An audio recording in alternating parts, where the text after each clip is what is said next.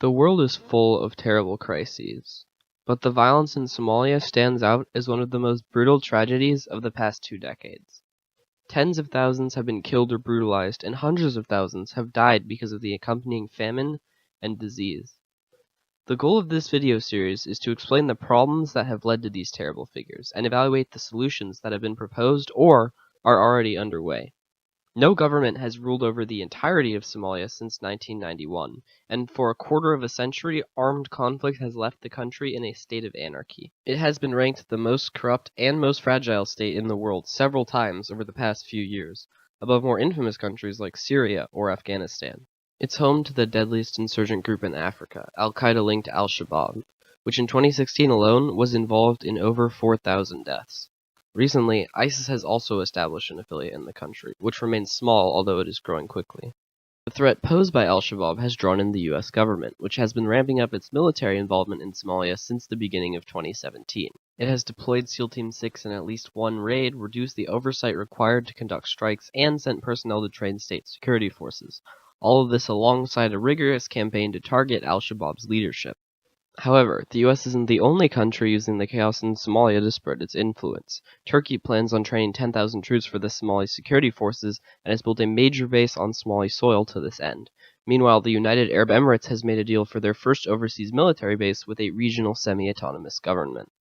While these countries and the myriad others that have stakes in Somalia claim they have its best interests at heart, alternative motivations are readily available.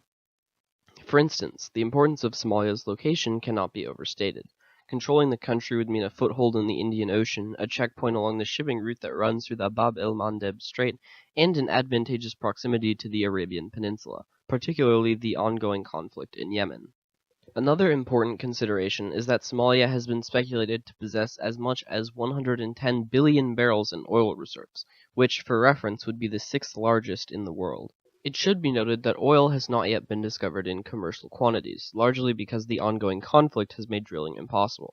Yet most observers remain convinced it is present because, as one expert explains, promising test wells, seismic and gravimetric surveys, actual oil seeps, and the geological resemblance to oil-rich Yemen strongly indicate the presence of oil in commercial quantities.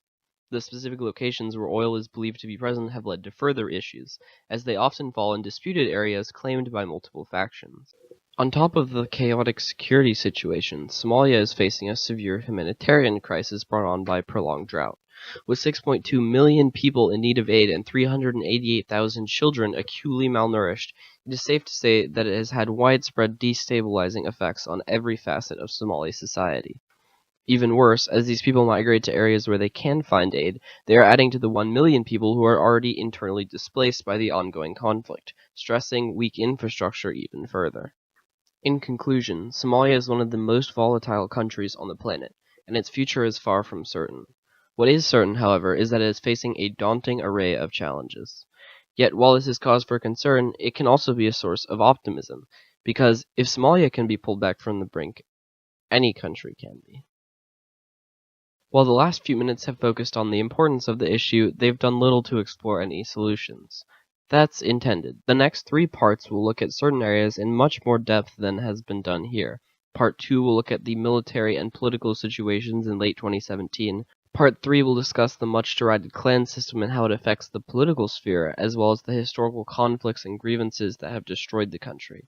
Finally, Part 4 will look at the situation from the perspective of different international players, before discussing which state-building measures seem the most promising. Hopefully, these videos will show you some of the rationale behind the different solutions, as well as provide you with the tools to evaluate them yourself.